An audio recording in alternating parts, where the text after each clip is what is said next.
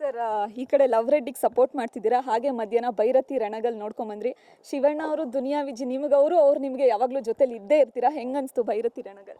ತುಂಬ ಖುಷಿ ಆಯಿತು. ಅಂದರೆ ಶಿವಣ್ಣನ ನೋಡೋದೇ ಒಂದು ಖುಷಿ ಅನಿಸುತ್ತೆ. ಸ್ಕ್ರೀನ್ ಮೇಲೆ ಒಂಥರ ನಮಗೇನೆ ಅಬ್ಬಾ ಏನಪ್ಪ ಈ ಮನುಷ್ಯನ ಕಣ್ಣು ಹಿಂಗಿದೆ ರಾಮ, ಆ ಲುಕ್ ನೋಡಿದ್ರೇ ಒಂದೊಂದು ಸರಿ ನಮಗೇನೆ ವಾವ್ ಅನಿಸುತ್ತೆ. As an actors, as a director ನೋಡ್ತಿದ್ದಾಗ ಅವರ ಪರ್ಫಾಮೆನ್ಸೇ ನಮಗೆ ಒಂದು ಹೈ ವೋಲ್ಟೇಜ್. ಅದು ತುಂಬ ಕಷ್ಟ, ಎಲ್ಲರೂ ಮಾಡೋಕ್ಕಾಗಲ್ಲ. ಅದು ಆ ಸೈಲೆನ್ಸ್ನ ಮೇಂಟೈನ್ ಮಾಡೋದು ತುಂಬ ಕಷ್ಟ. ಈಗ ಇಲ್ಲ ನಕ್ಬಿಡ್ತೀವಿ, ಇಲ್ಲ ಏನೇನೋ like body language use ಮಾಡಿಬಿಡ್ತೀವಿ.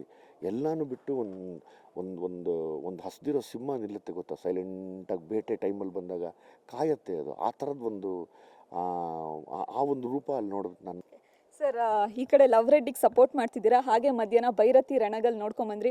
Shivanna ಅವರು ದುನಿಯಾ ವಿಜಿ ನಿಮ್ಗೆ ಅವ್ರು ನಿಮಗೆ ಯಾವಾಗಲೂ ಜೊತೆಲಿ ಇದ್ದೇ ಇರ್ತೀರಾ. ಹೆಂಗನ್ಸ್ತು ಭೈರತಿ ರಣಗಲ್?